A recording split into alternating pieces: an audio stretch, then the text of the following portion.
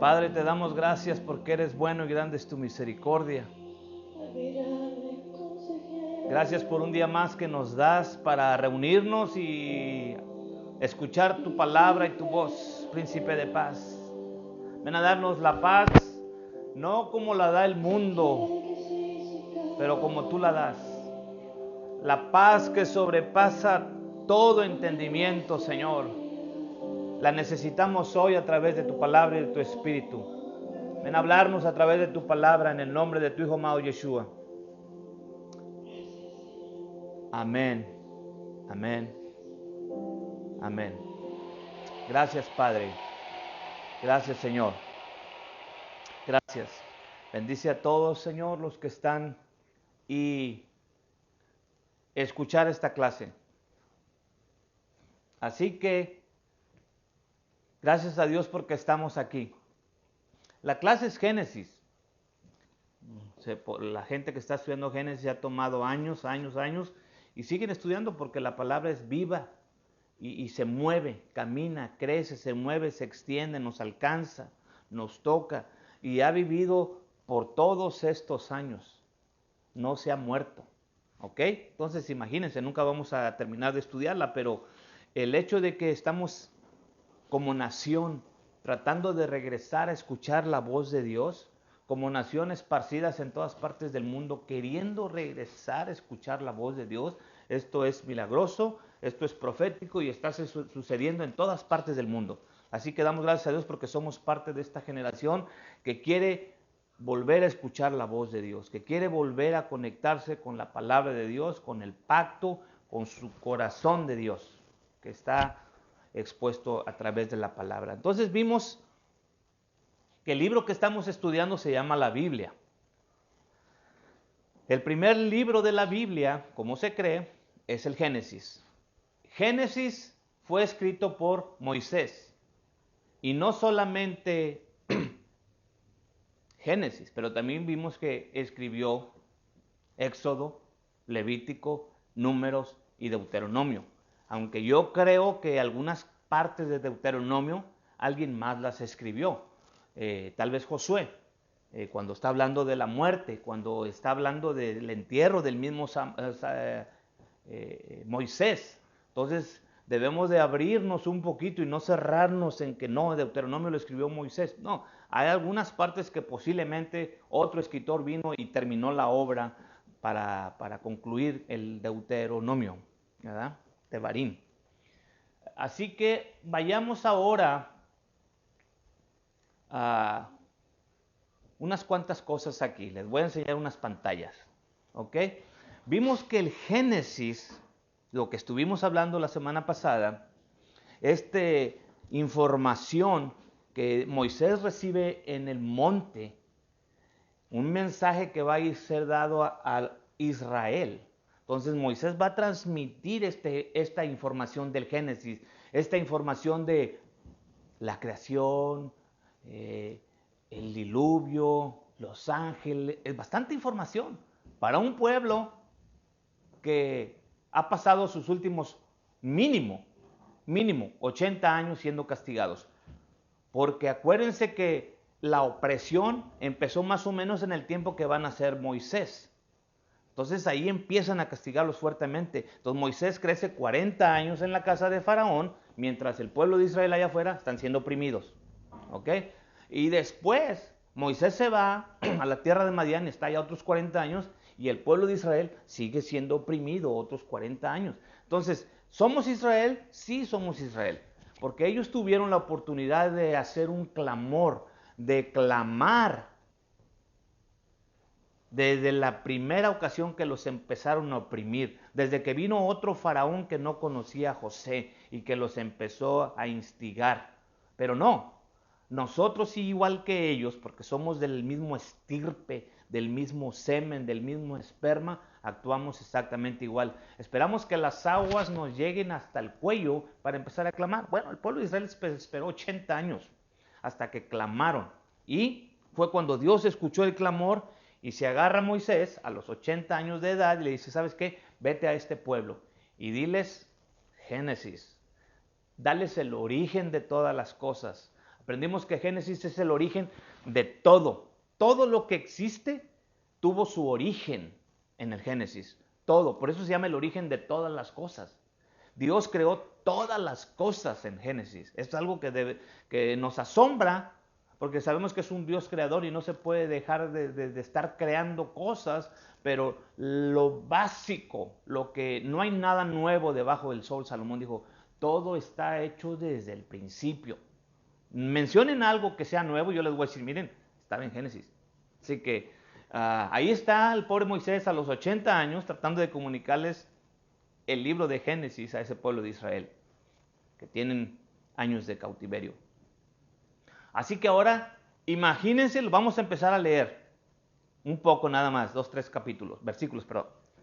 El pueblo de Israel va a oír esta por primera vez. No son los reyes, no es David, no, es este pueblo esclavo el que por primera vez va a escuchar Génesis 1:1 a través de los labios de Moisés y del lápiz de Moisés. Imagínenselos, están ahí sentados los ancianos, ya les explicamos cómo es que Dios les iba a hablar a los 600,000 sin contar los niños y las mujeres, a través de los ancianos. Entonces, ya véanlos ahí parados, renegando, sentados o como vean, están oyendo estas palabras por primera vez. En el principio crió Dios los cielos y la tierra. La tierra estaba desordenada y vacía, y las tinieblas estaban sobre la haz del abismo, y el Espíritu de Dios se movía sobre la haz de las aguas. Y dijo Dios, sea la luz, y fue la luz, y vio Dios que la luz era buena, y apartó Dios la luz de las tinieblas. Y crió Dios al hombre a su imagen y semejanza, imagen de Dios lo crió, varón y hembra los crió, y los bendijo. Baraj los bendijo, ¿verdad? Les dio un poder, una bendición especial.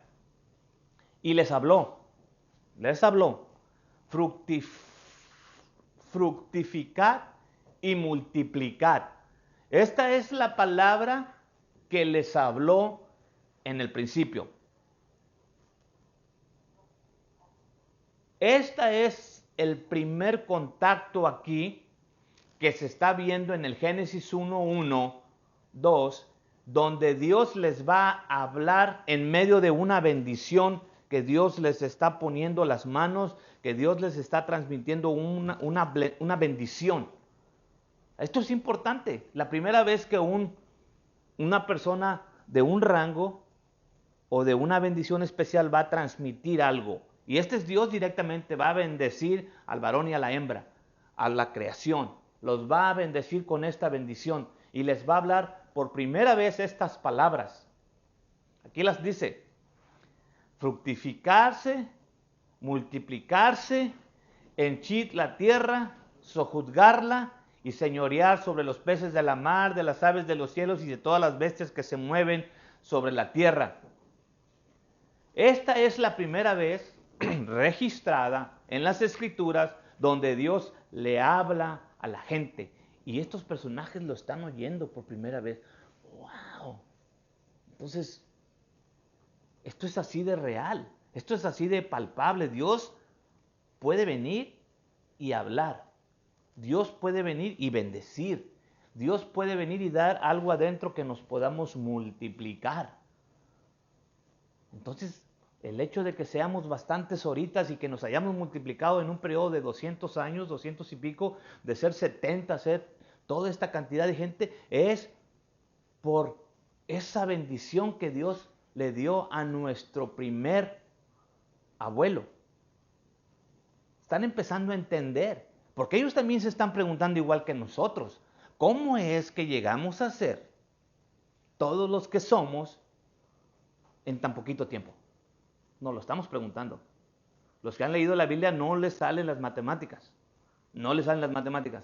Y vio Dios todo lo que había hecho y he aquí que era bueno en gran manera. Y fue la tarde y la mañana del sexto día. Todo. Aquí termina, dice, todo era bueno en gran manera. Me brinqué unos versículos. Pero les quiero decir que todo lo que él hizo en esos 6 días, todo era bueno, en gran manera. Esta gente lo está oyendo. Y están diciendo, todo era bueno.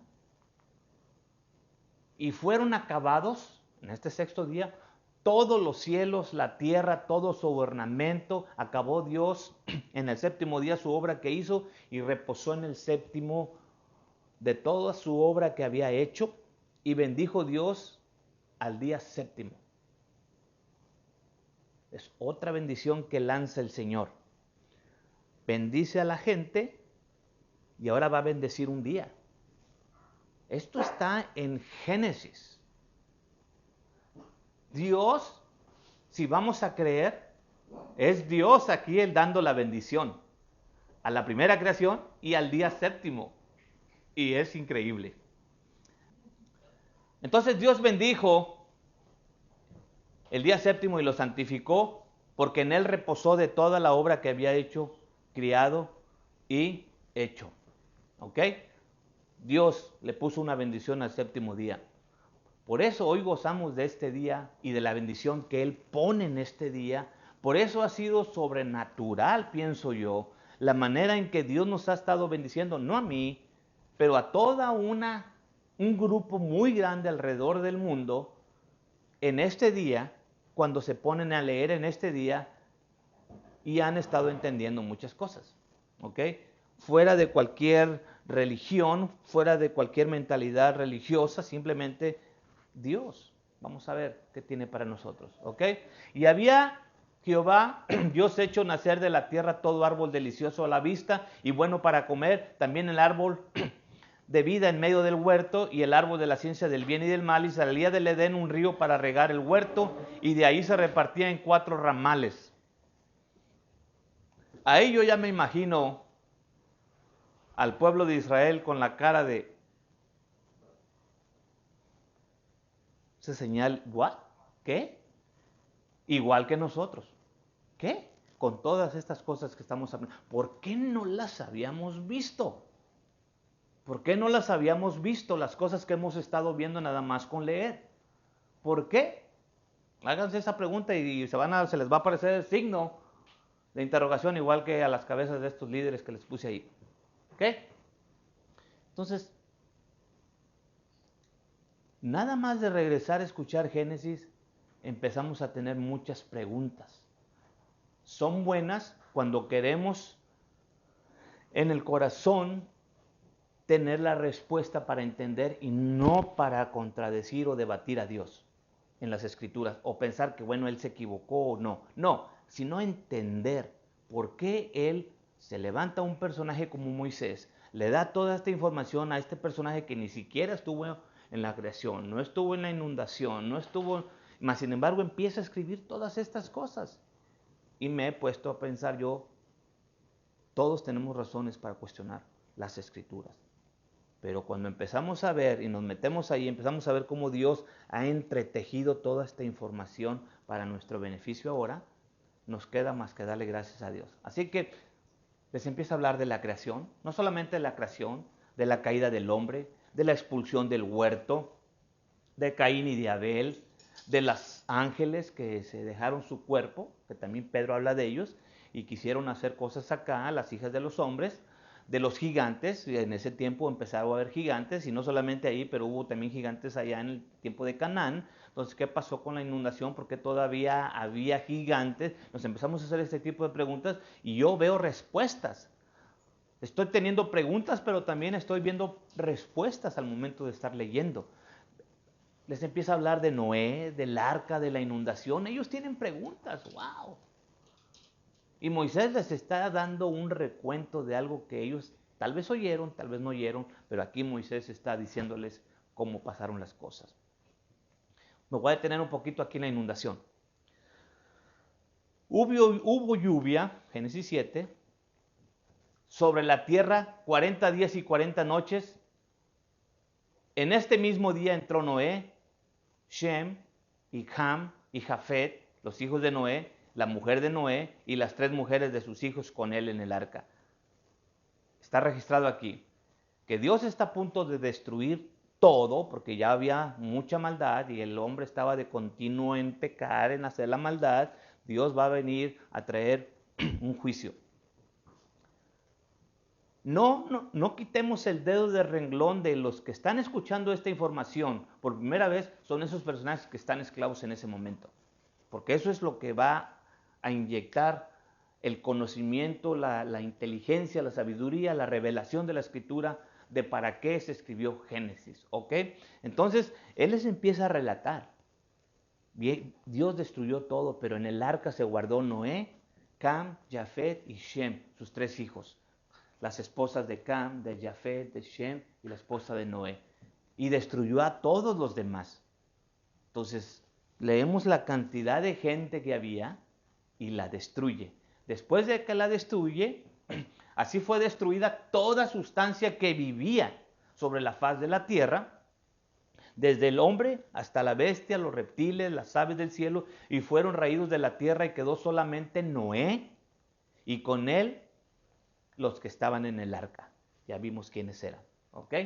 Así que cuando ustedes empiezan a leer, les va a ayudar las matemáticas que han aprendido en la primaria. Vamos a hacer un pequeño de cuentas. Voy a ocupar unos 5 minutos nomás para tirar unos cuantos números, para traer en perspectiva lo que Moisés quiere traerle a esta gente que lo está escuchando por primera vez. Vamos a tirar unos números bíblicos que están ahí. Noé vivió 350 años después del diluvio. Génesis 9:28. 350 años después del diluvio. Noé vivió 350 años después del diluvio. Bastantes años. Ese número ahí, guárdenlo. Shem vivió 100 años. 98 antes del diluvio y 2 años después del diluvio tuvo Arsafax. Así que del diluvio vamos a poner que Shem, que estaba dentro del arca, 2 años después Shem tiene un hijo. 2 años después del diluvio. Arsafax. Si tienen calculadora, empiecen a sumar. Arsafax tiene como 30 años y tiene a Sala. Sala tiene como unos 30 años a Eber unos 30 años a Peleg. Peleg a Reú, 30 años. Serug, otros 30 años. Nacor, otros 30 años. Tare, 70 años cuando tuvo Abraham. Cuando sumamos estos números, nos da una cantidad de que habían pasado después del diluvio 292 años. Quiere decir, cuando nació Abraham, habían pasado solamente 292 años, lo que nos da como consecuencia de que Noé todavía estaba vivo. Porque acuérdense que dice la Escritura en el 9:28 que Noé vivió 350 años después del diluvio. Esto nos va a dar una luz para entender lo que Moisés está tratando de comunicarles a estos personajes en el desierto, en Egipto. Ok, entonces vamos a recapitular esto que les acabo de decir. ¿Ustedes creen que Moisés está tirando nombres y números y edades nada más al ahí se va? No, él tiene un propósito. Y estas personas están haciéndole cuentas porque quieren comprobar, porque ¿quién te mandó? ¿De dónde agarraste esa información? ¿Estuviste tú ahí? Pero le van a salir todas las cuentas. Unos han dicho, no, es que Moisés se metió a las bibliotecas de Alejandría, ahí en Egipto, y todavía no estaba Alejandría, pero tenían esta cosa de siempre estar haciendo investigaciones y historias, tal vez. Pero él tiene todo esto a la precisión matemática, con nombres, y le salen todas las cuentas al temible Moisés. Entonces, yo aquí, quiere decir que Abraham nació y vivió un promedio de unos 58 años y todavía estaba Noé ahí. Y no solamente Noé. Abraham tenía como 58 años cuando Noé murió. Pero esto me voló a mí la cabeza. Esto me voló a mí la cabeza cuando lo leemos en la Biblia. Shem, el hijo de Noé, tenía 100 años cuando tuvo a Arsafax.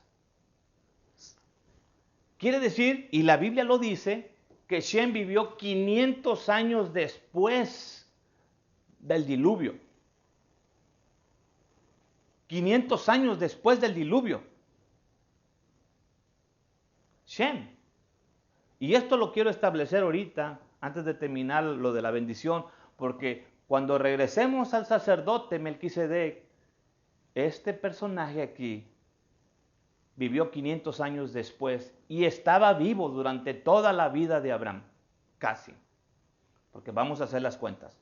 Entonces, Shem tendría como unos 392 años, matemáticamente.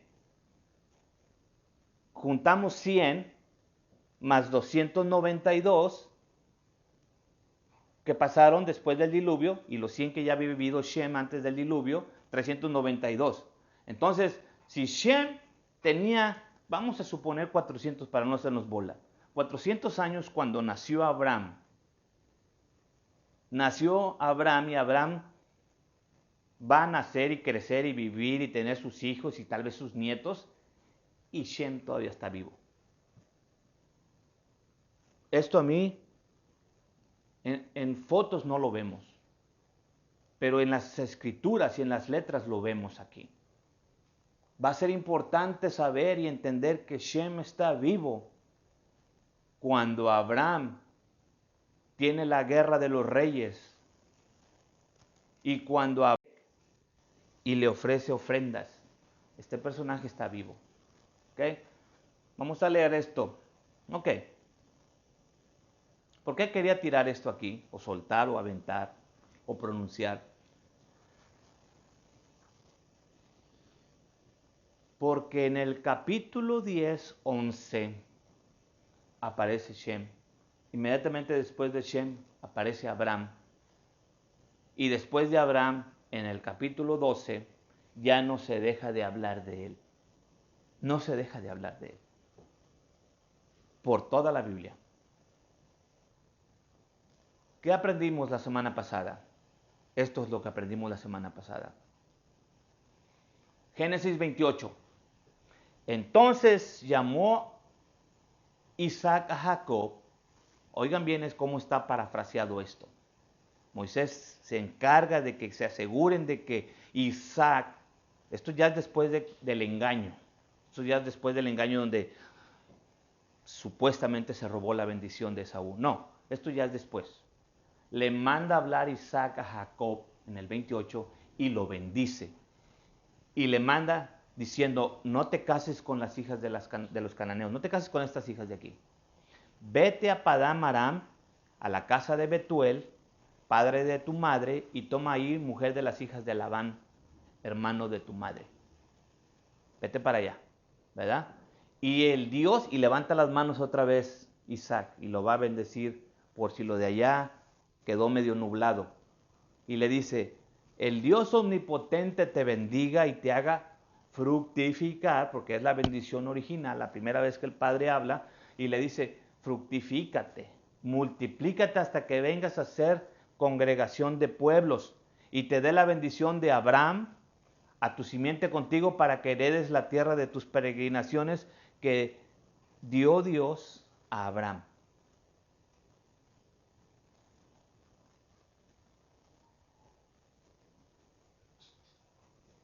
Tal vez no vayan a ver las letras que les voy a poner aquí, pero pueden investigar allá en sus casas. Génesis es el origen de todas las cosas. Todo. Esta parte que Isaac está transmitiendo a Jacob, le está diciendo esa palabra congregación. Sabemos que la iglesia por mucho tiempo se creyó que había sido creada en el Hechos 2, hace 2000 años, en el año 40 o 30 y tantos en el tiempo del Señor Jesús. O que el Señor Jesús vino a establecer una iglesia y a empezar una iglesia nueva. O que Pablo empezó una iglesia apenas. Porque ese es el pleito de nuestros hermanos del judaísmo. No, Pablo vino a empezar la iglesia. Y los católicos piensan que fue Pedro. De hecho, ahí en el Vaticano tienen la estatua de Júpiter, que ni siquiera, y le bolean los pies a esta estatua y piensan que es Pedro, el originador, el que empezó la iglesia. Pues todos estamos cerrados al creer de esa manera, porque acordémonos que Génesis es el origen de todas las cosas, y si la iglesia es algo que ha sido creado, Dios la creó y tiene que haber rastros de la palabra iglesia en el Génesis, y yo lo puedo ver aquí. Aquí está la palabra congregación. Y está diciendo a Jacob, de ti van a salir, si le estuviéramos leyendo en griego, eclesia. Y lo vamos a ver aquí. Génesis 28. La palabra congregación en el hebreo es cajal. Significa asamblea, compañía, congregación o multitud. Bueno, no nos dice muchas cosas, no nos menciona la palabra iglesia. Pero vámonos a ir al Nuevo Testamento, que está escrito en griego, y el Antiguo Testamento también está escrito en en griego, en la Septuaginta. Y ahí yo puedo ver la palabra eclesia. Eclesia, que tiene eclesia. Imagínense. Entonces, la palabra iglesia, que aparece 120 y tantas veces en el Nuevo Testamento, también está muchas veces en el Antiguo Testamento. Muchísimas más. Muchísimas más. Pero la vamos a encontrar aquí. De todas esas cientos de veces que están en el Nuevo Testamento, que son muchas, alguien decidió en las traducciones que tenemos en el español y en el inglés ponerla de esta manera. Pero si tuviéramos la Biblia ahorita en español y leyéramos Hechos 7:38, este es aquel que estuvo en la congregación. Y no pusieron la palabra iglesia, aunque la palabra iglesia está en griego ahí. Pero pusieron la palabra congregación porque también significa congregación. La palabra iglesia significa congregación. Los llamados fuera. Lo que quiero decir con todo esto es que el Señor estableció la iglesia desde Génesis, descendientes de Israel. La congregación, en griego eclesia, en español iglesia, en inglés church, Dios se la está prometiendo que iba a salir de Jacob, desde Génesis. ¿Ok? Este es el Moisés, el cual dijo a los hijos de Israel, profeta os levantará el Señor Dios vuestro, de vuestros hermanos como yo, y a él van a oír. Este es aquel que estuvo en la congregación en el desierto con el ángel que le hablaba en el monte Sinaí y con nuestros padres y recibió las palabras de vida para darnos. Esa palabra que está ahí es iglesia. Y es la única vez en el Nuevo Testamento que la tradujeron los traductores como congregación, porque ¿qué hubiera pasado si hubieran puesto, como pusieron en el resto del Nuevo Testamento, la palabra iglesia cada vez que estaba la palabra eclesia? Ahorita tuviéramos una percepción desde que la iglesia ya existía en el desierto. Si lo leemos en griego y diríamos, este es aquel que estuvo en la iglesia en el desierto, y nos hubiera dado una claridad. ¿Okay? Que Israel en sí es la congregación de Dios. Ahora, por eso podemos ver ahí que te multiplique para que seas una congregación. Era la promesa. Ahora, vamos a ver cómo se fue multiplicando esto y hagamos unos cuantos números. Vimos la semana pasada cómo Abraham pasa su bendición de la promesa a Isaac. Y cómo Isaac pasa la promesa a Jacob. Y cómo Dios viene a reforzar bíblicamente a través de lo escrito de Moisés que Dios estuvo de acuerdo con esas transferencias. Ahora Jacob la va a tener un poco más difícil, porque él se va a ir a la tierra de Labán, como le pidió su padre Isaac, vete para allá, cásate con una de las hijas de Labán. Él llega allá, él ve a Raquel y se enamora de Raquel. Hay escritos que dicen que eran gemelas, tal vez por eso no se dio cuenta, pero bíblicamente él se enamora de Raquel. Le dice Labán, está bien, te la voy a dar, pero trabájame aquí 7 años. Ok, estuvo de acuerdo. Trabaja 7 años y el día de la boda le dan a Lea. Él se levanta ofendido el otro día en la mañana. Ok, mira, es que aquí no se acostumbra así. Trabájame otros 7 años. Y él dijo, ok, te voy a trabajar otros 7 años, porque estaba tan enamorado de Raquel, que dijo, estoy dispuesto a trabajarte otros 7 años. Al momento que se llegó a ese acuerdo, él ya no tuvo que esperar otros 7 años. En ese mismo periodo le dieron también a Lea. O sea, Lea la recibió, perdón, a Lea y a Raquel la recibió él a los 7 años. Y después trabajó otros 7 años porque había dado su palabra. Y las tuvo desde los primeros 7 años. Y cada una de ellas tenía su sierva, o su sirviente, por así decirlo, Bilha y Silfa, y con ellos iba también a tener hijos. Ahora, aquí vemos que la sirviente de Lea, Silfa, y la sirviente de Raquel, Bilha, también van a tener hijos de Jacob. Vamos a nombrarlos. Con Lea tuvo a Rubén, el primogénito, a Simeón, a Leví, a Judá, a Isaacar y a Zabulón. Con Silfa, la sierva de Lea, tuvo a Gad y a Asher. Con Raquel tuvo a José y a Benjamín. Y con Bilha tuvo a Dan y a Neftalí. Vamos a ver en qué orden las estuvo. Estos son los 12 hijos de Jacob. ¿Cómo los fue teniendo? Ok, a Rubén, el primero, ya sabemos que Rubén era de Lea, Simeón, Leví y Judá, los primeros 4 en línea, Lea los tuvo. Después, ya sabemos que de Raquel dijo, vamos a hacer algo, agarra a Bilha, mi sierva, y con ella tuvo a Dan y a Neftalí. Entonces, ¿qué dice Lea? Pues agarra también a mi sierva, a Silfa, y con ella tuvo a Gad y a Asher. Y después con Lea tuvo a Isaacar y a Zabulón. Y la pobre de Raquel no podía tener hijos. Pero ya en el final, con el hijo, el más chico, Dios la bendice con José.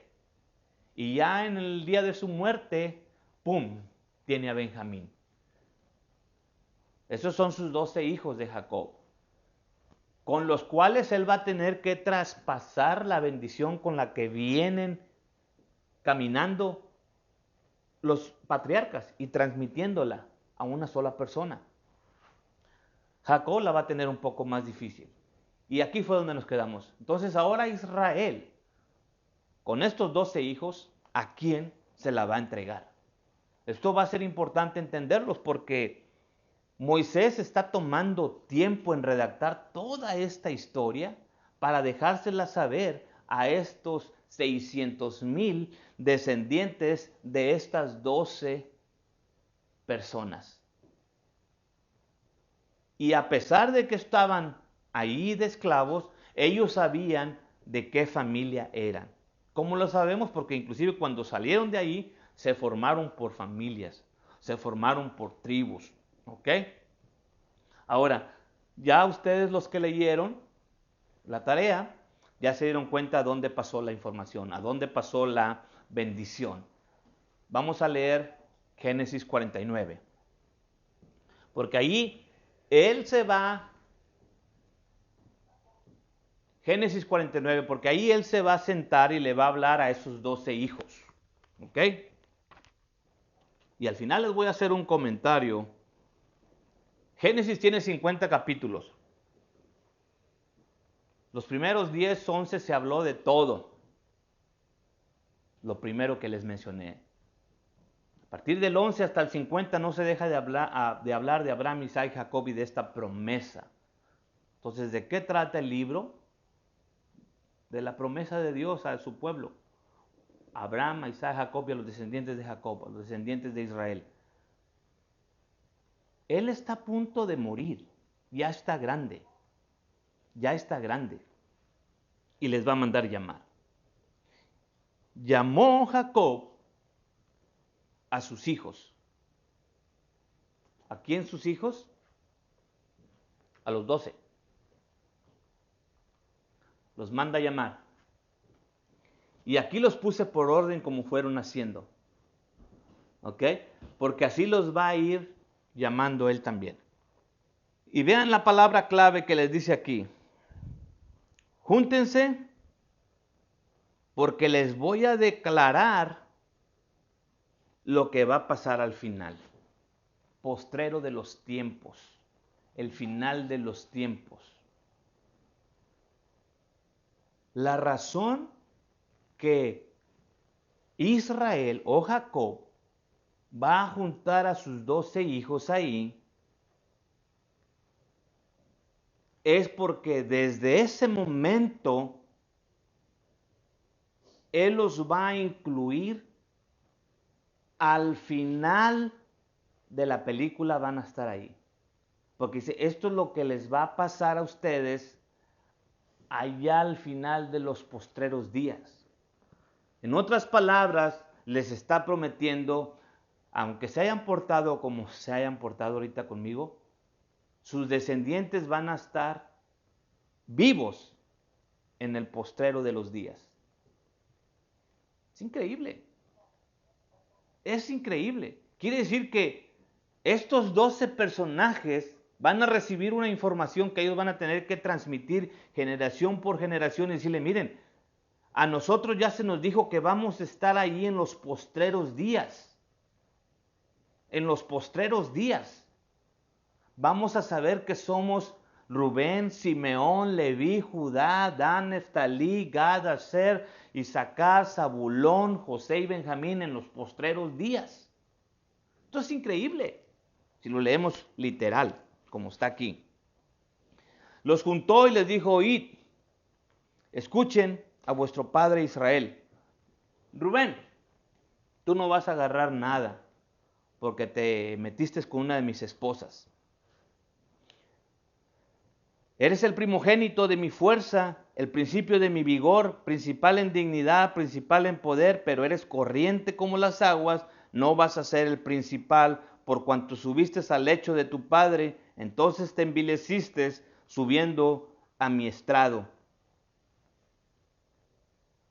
No se oye nada de lo que hemos venido oyendo de Abraham bendiciendo a Isaac, Isaac bendiciendo a Jacob. No lo oí yo ahí. Ustedes tampoco.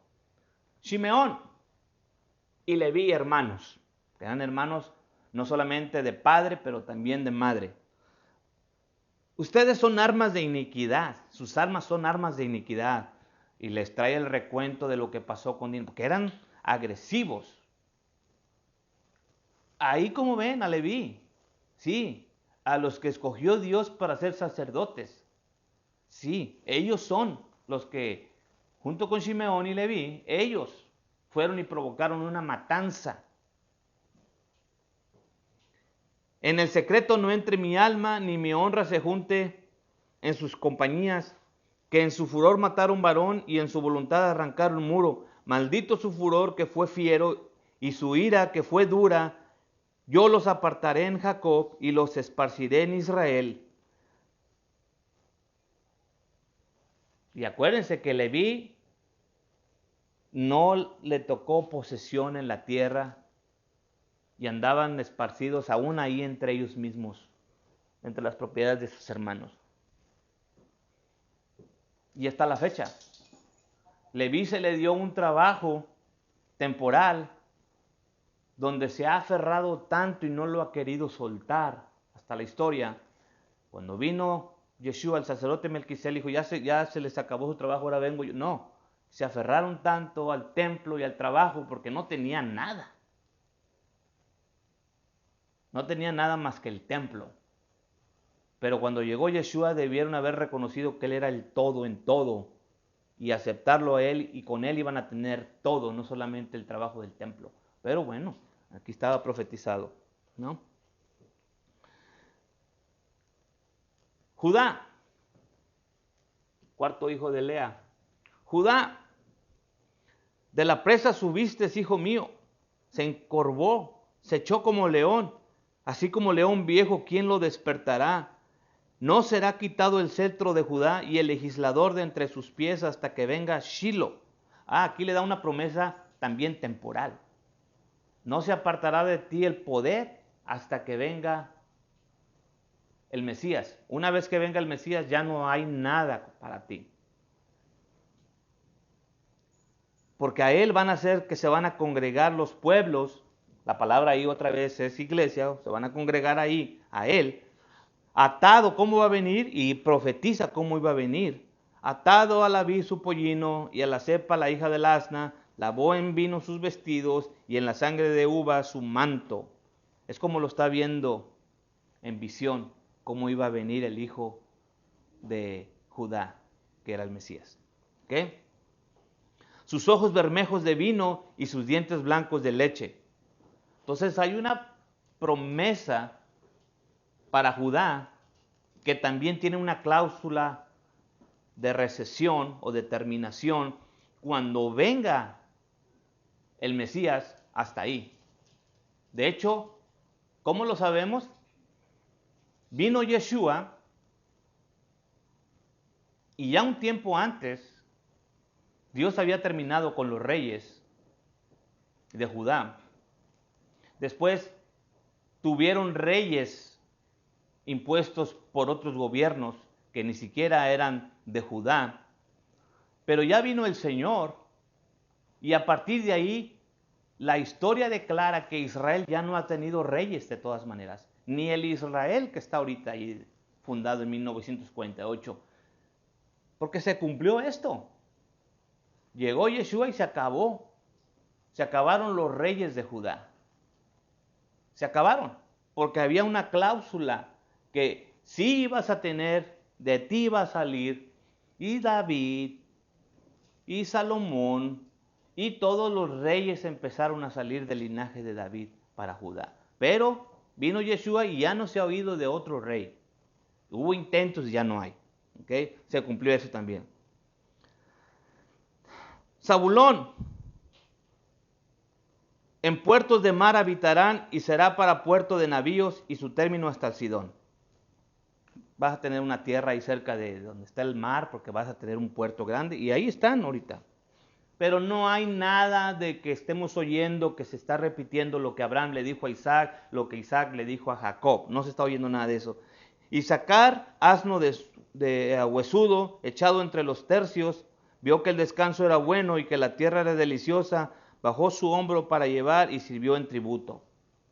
Nada en sí, nada está recibiendo el pobre Isaacar. Dan, él juzgará a su pueblo como una de las tribus de Israel, y será Dan serpiente junto al camino, será hasta junto a la senda, que muerde los talones de los caballos y hace caer por detrás al que cabalga en ellos.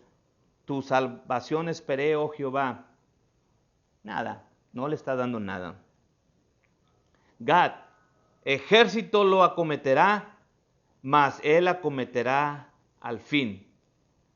Nada. Aser, el pan de Aser será grueso y él dará deleites al rey. Panadero, básicamente. Neftalí, sierva dejada, que dará dichos hermosos. Poeta, cantante. Nada en sí de lo que estamos hablando del paquete de las promesas. ¿Okay? Aquí viene alguien, José, ¿verdad? José, el hijo de Raquel, que como que algo se va a oír. Nos va a dar un clue. José, ramo fructífero, junto a la fuente cuyos vástagos se extienden sobre el muro. Le causaron amargura, le asaetearon y le aborrecieron los arqueros, mas su arco quedó en fortaleza, y los brazos de los manos que le corroboraron por las manos del fuerte de Jacob, de ahí el pastor y la piedra de Israel. El Dios de tu Padre, el cual te ayudará, el omnipotente, el cual te bendecirá con bendiciones de arriba, con bendiciones de abajo, con bendiciones del seno y de la matriz. Las bendiciones de tu Padre fueron mayores que las bendiciones de mis progenitores. Hasta el término de los collados eternos será sobre la cabeza de José y sobre la mollera del nazareo de sus hermanos. Él ya se oye como que él está agarrando algo. Mas, sin embargo, no estamos oyendo la terminología legal de una transferencia, de una promesa o de un pacto. No se está oyendo. Benjamín, lobo arrebatador, a la mañana comerá la presa y a la tarde repartirá los despojos. Todos estos fueron los 12 tribus de Israel, y esto fue lo que su padre les dijo, y los bendijo a cada uno, por su bendición los bendijo. Y les mandó luego y les dijo: yo voy a ser reunido con mi pueblo, sepultadme con mis padres en la cueva que está en el campo de Efrón el Eteo, en la cueva que está en el campo de Macpela, que está delante de Mamre en la tierra de Canaán, la cual compró Abraham en el mismo campo de Efrón el Eteo para heredad de sepultura, y ahí los sepultaron. Vemos que ninguno de esos 12 recibe nada de lo que estamos hablando. No es Judá, no es Judá, no es Judá. Recibió algo temporal hasta que viniera el Mesías, y el Mesías ya no hay rey, ya la promesa de que de ahí van a salir los reyes, ya salió Jesús, ya se acabó. José se oye que va a recibir algo, bendiciones de arriba, de abajo, del seno de la matriz. Aunque te quisieron destruir, tú has sido el que has bendecido a todos los demás. Pues, le está prácticamente diciendo la historia de lo que sucedió. Pero este capítulo 49, Moisés lo está narrando a estos personajes, los cuales están ahí, a los 600,000. Ellos se sienten aludidos. Ellos están esperando como que aquí Moisés está leyendo el testamento.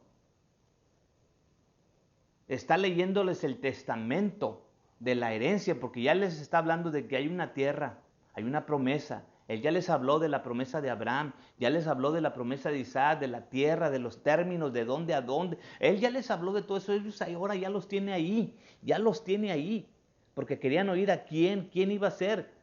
Y lo mismo vemos una figura de Jesucristo en el día que Él va a entregar el nuevo pacto, y los 12, la mayoría de ellos están: ¿a quién le va a tocar? ¿Quién va a ser el número 2? ¿Quién va a estar al lado del Señor?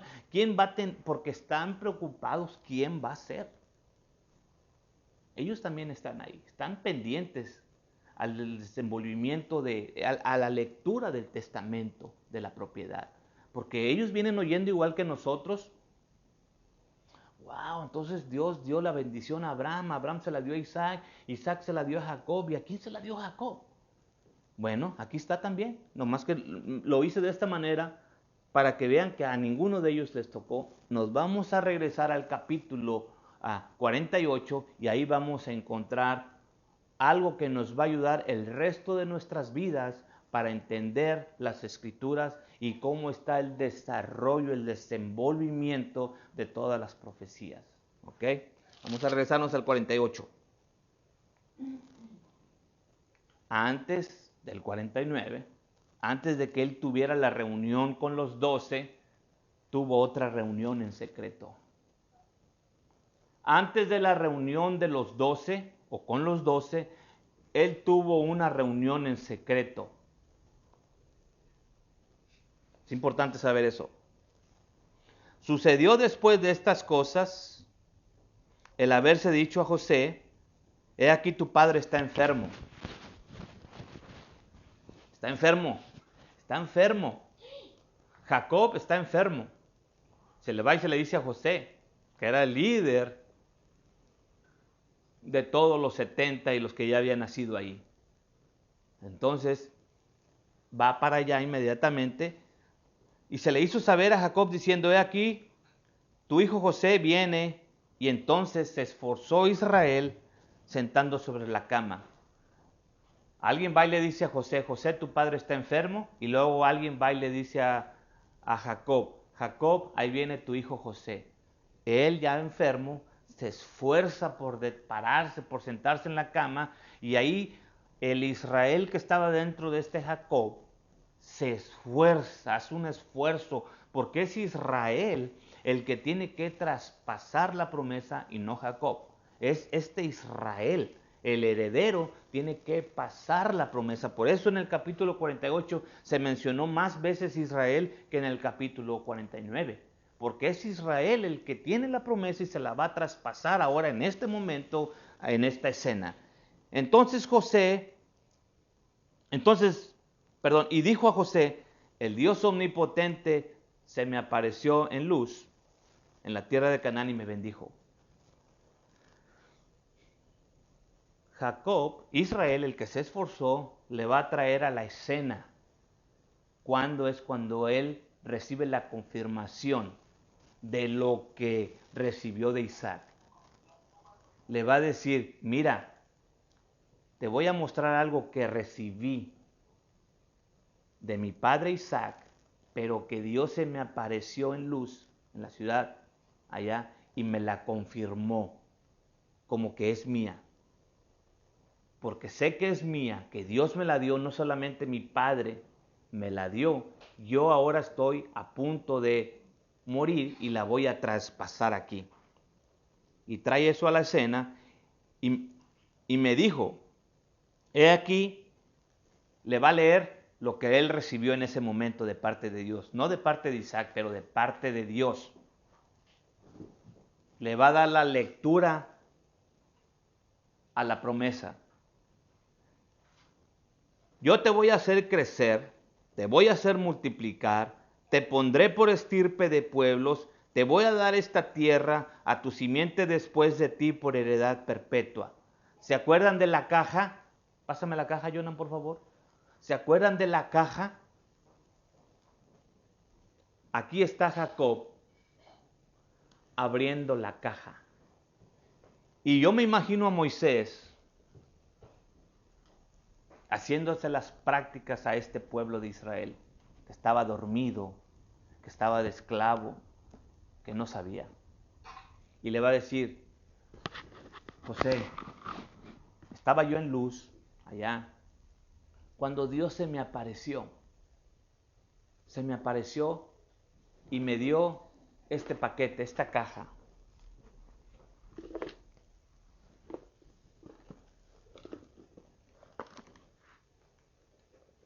Lo que Dios le metió a esta caja con Abraham, le dijo, te voy a hacer muchos, te voy a hacer grande, te voy a bendecir, te voy a dar la tierra, los que te bendigan los voy a bendecir, los que te maldigan los voy a maldecir.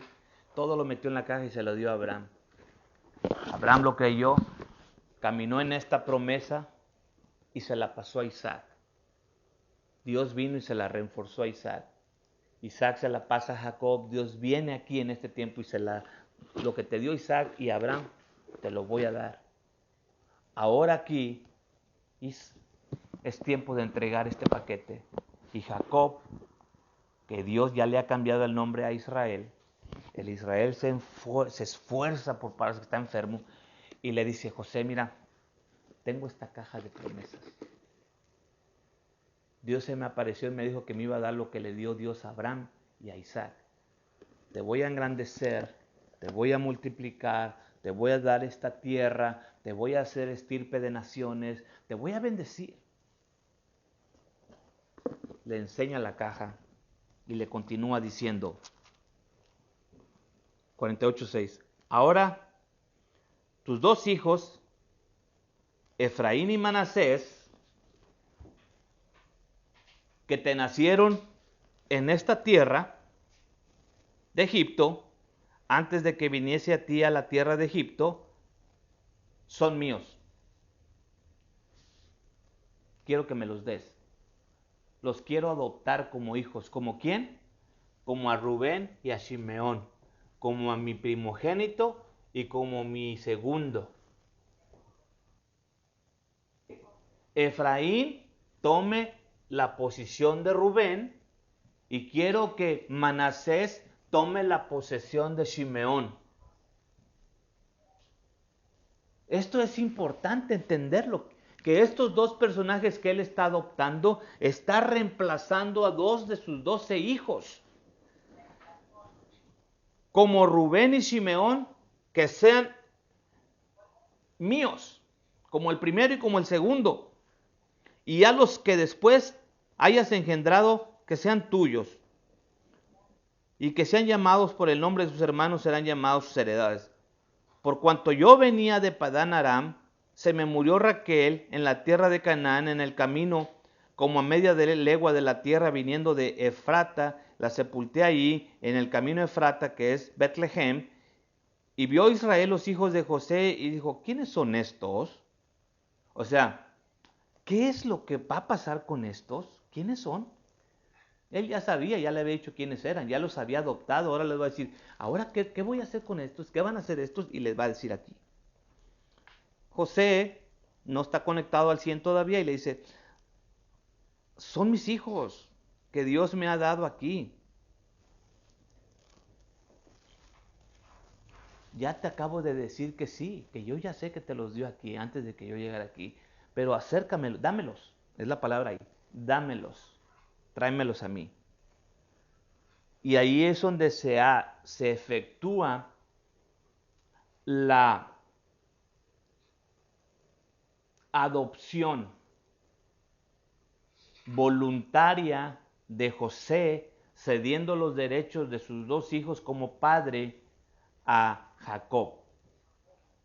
Ahora Jacob es padre de Efraín y de Manasés, tomando la posición de Rubén y de Simeón, del número 1 y del número 2. Ahora ya como hijo, él los puede bendecir y entregarles la promesa. Y es lo que va a hacer. Para eso los acaba de adoptar. Los ojos de Israel, todas las veces se habla de Israel, estaban tan agravados, estoy en el capítulo 48:10, los ojos de Israel estaban tan agravados de la vejez que no podía ver. Y les hizo pues llegar a él, y él los besó y los abrazó. Y dijo Israel a José, no pensaba yo ver tu rostro, y he aquí Dios me ha hecho ver también a tu descendencia, a tu simiente. Entonces José los sacó de entre sus rodillas, se inclinó a tierra y tomó a José, a ambos, a Efraín, lo puso a la derecha de él, o sea que a la izquierda de Israel, y tomó a Manasés en su izquierda, posesionándolo en la derecha de Israel, y los hizo llegar a él. 14. Entonces Israel extendió su mano derecha y la puso sobre la cabeza de Efraín. Esto es lo que está haciendo. José, viendo que está viejo y que se está esforzando mucho, se los acomoda, porque él ya sabe que los va a bendecir. Entonces agarra a Manasés, que es el mayor, y se lo pone enfrente de la mano derecha de Israel. Y a Efraín, que es más pequeño, lo pone en la mano izquierda de Israel. Los adoptó, les dio la posición jerárquica del primero y del segundo. Todo lo está haciendo legal. Nada es, en este momento nada está siendo fuera de orden o fuera de orden legal. Todo es legal, todo es literal. Todo lo está haciendo naturalmente. Esta es una historia natural. José cede sus derechos legales en lo natural de Efraín y Manasés, porque sabe que van a recibir la bendición. Esto que está haciendo Jacob o Israel, atravesando sus manos de esta manera, le molesta a José. Entonces José, después de que Israel extendió su diestra, su mano derecha y la puso sobre la cabeza de Efraín, que era el menor, y su mano izquierda sobre la cabeza de Manasés, colocándolas así de adrede, aunque Manasés era el primogénito, también bendijo José y le dijo, el Dios en cuya presencia anduvieron mis padres, Abraham e Isaac, los menciona los herederos principales de esta herencia, el Dios que me mantiene desde que yo soy hasta este día, y el ángel que me liberta de todo mal, bendiga a estos niños. Y hace la aclamación de la bendición. Y mi nombre sea llamado en ellos, y el nombre de mis padres Abraham e Isaac, y se multipliquen en gran manera en medio de la tierra. Entonces, viendo José que su padre ponía la mano derecha sobre la cabeza de Efraín, le causó esto disgusto, y le agarró la mano y se la quiso quitar para ponérsela sobre la cabeza de Manasés. Y le dijo, padre, no así, padre mío, porque este es el primogénito, pon tu mano derecha sobre la cabeza de Manasés. 19. Mas su padre no quiso y le dijo, lo sé, hijo mío, lo sé. También Manasés, va a ser un pueblo y será también acrecentado. Pero su hermano menor, Efraín, será más grande que él y su simiente será la plenitud de los gentiles. Y los bendijo en aquel día diciendo, ahí le está diciendo quién va a ser Efraín, la plenitud de los gentiles. Él va a ser la plenitud de los gentiles que se habla tanto en el Nuevo Testamento y que va a ser multiplicado en gran manera, que se va a hacer una congregación muy grande, que se van a esparcir, pero que en el último tiempo Dios los va a despertar. Aquí está. Y vean la bendición que le da. En ti bendecirá Israel diciendo, póngate Dios como a Efraín y como a Manasés, pero puso a Efraín delante de Manasés. Y dijo Israel a José, he aquí yo muero, mas Dios será con vosotros y os hará volver a la tierra de vuestros padres. Y yo te he dado a ti una parte sobre tus hermanos, la cual tomé de la mano del amorreo con mi espada y con mi arco. La tierra, el nombre, la multiplicidad, la mayordomía, la autoridad, el liderazgo, Dios se lo está entregando, Jacob o Israel se lo está entregando a Efraín en ese momento. Se lo está entregando a Efraín y le repite, no, José dijo, no, dáselo a Manasés, no, a Efraín. Él también va a ser, pero este va a ser la multitud. Lo que él recibió, ¿se acuerdan? La congregación de pueblos, él lo está traspasando a Efraín. Dice, Efraín va a ser de que quien va a salir la congregación de gentes, de gentiles, la multitud de los gentiles, es Efraín. Entonces Efraín lo va a recibir. Y al otro día, Jacob va a hacer el show de ir a bendecir a sus 12 hijos, pero esta transferencia ya sucedió. Por eso es que cuando va en el capítulo 49 con los 12, ya la caja ya no la tiene, ya se la dejó allá en manos de Efraín. Él va a ir a hacer la bendición y hablarles prácticamente lo que va a suceder en los últimos tiempos, pero ya la caja ha sido entregada, ha sido transferida a Efraín, al que iba a venir a hacer la plenitud de los gentiles, el cual va a entrar de encubierto a Egipto, se va a quedar ahí, está ahí de encubierto, van a pasar unos cuantos años, no muchos, van a salir de ahí. ¿Y qué pasa cuando salen de ahí? A Efraín y a Manasés se les da una posesión en la distribución de las tribus.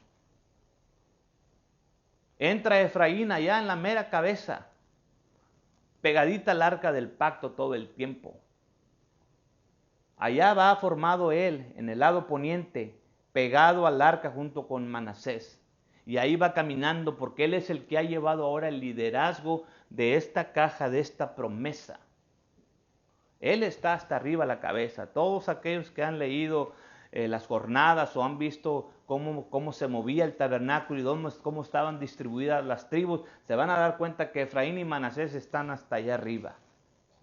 Tipo y figura de que ellos han tomado esta caja y van a pasar por el desierto y van a entrar a la tierra prometida en encubierto. Pero, ¿qué es lo que nos falta? Falta que Dios venga y confirme, como lo confirmó con Abraham, como lo confirmó con Isaac, como lo confirmó con Jacob, que él estaba de acuerdo con esa transferencia. Vamos a aprender en la próxima clase cómo es que Dios va a venir aquí y va a confirmar que realmente él está de acuerdo en que Jacob, Israel, haya hecho la transferencia a Efraín y no como José, que José se enojó. Vamos a ver si Dios se enojó o si Dios simplemente aceptó lo que hizo Jacob, que era dentro del plan de Dios con Israel, que todo le pasara a Efraín, que entrara, que siguieran, que fueran al desierto, que llegaran a la tierra prometida en encubierto y que en su determinado momento Efraín tomara una posición de la cual había recibido ahí. Lo vamos a aprender en la próxima clase. Pero quiero decirles hoy que esto de las promesas de Abraham, un término que aparece allá en el Nuevo Testamento, ya lo leímos la semana pasada, que si nosotros somos descendientes de Abraham, si somos de Cristo, somos descendientes de Abraham, entonces somos herederos de la promesa. Como herederos de la promesa le hemos estado siguiendo el rastro por donde fue pasando la promesa. Por eso es que ahora entendemos que era necesario que viniera todo lo que se escribió en el Nuevo Testamento para buscar a Efraín, porque Efraín es heredero de la promesa. Una vez que él despierte, el resto de Israel va a despertar.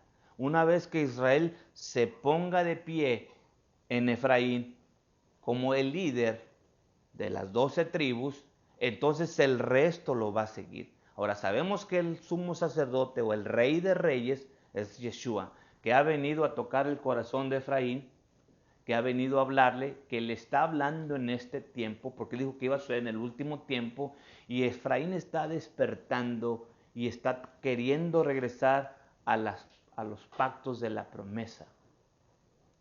Y quiero decirles a ustedes allá, y allá, y allá.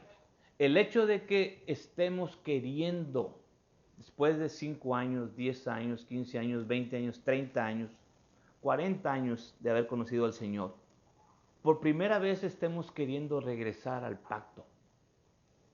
Eso es una señal, esa es una señal de que queramos guardar sus mandamientos, guardar la promesa.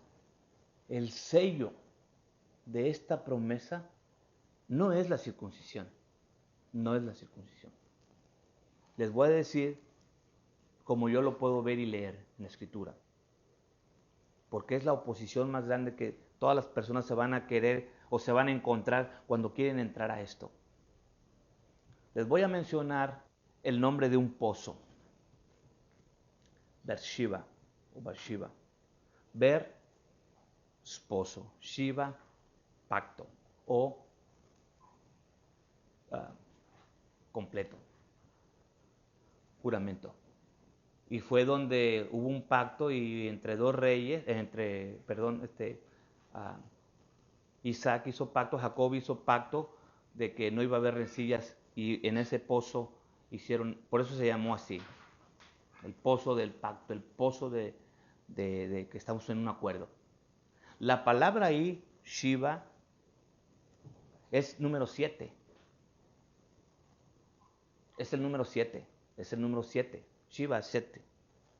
Shiva viene del séptimo que es Shaba o Shabbat. Entonces, el pozo del pacto. Entonces, Shabbat, Shaba o séptimo es en sí el sello del pacto.